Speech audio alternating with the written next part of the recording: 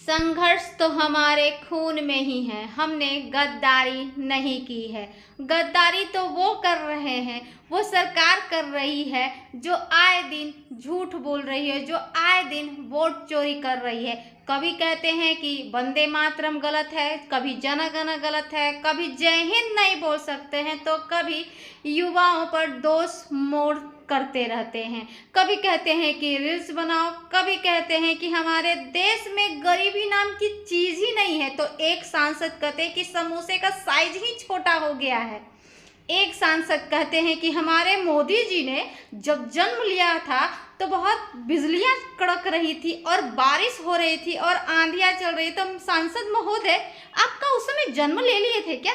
आपका जन्म हो गया था क्या? जन्म तो हुआ नहीं। फिर सांसद महोदय जी अपनी चापलूसी करने में तनिक भी देर नहीं लगाते हैं, क्योंकि ये भाजपा की असलियत है।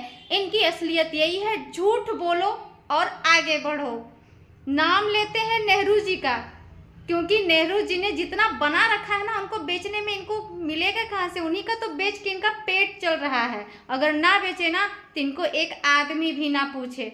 शर्म आनी चाहिए कि कहते हैं मोदी मोदी मोदी, लेकिन पुतिन आया है तो किसके आगे झुका है? महात्मा गांधी जी के स्मारक के सामने। तो इनका तो खून में ही दलाली है, और जिनके खून में क्रांति है वो आज देखिए दिल्ली के रामलीला मैदान में कैसे वोट चोरी को एक बार फिर से उन्होंने बेनकाब किया है, क्योंकि लोकतंत्र है और लोकतंत्र में चोरी नहीं चलेगी।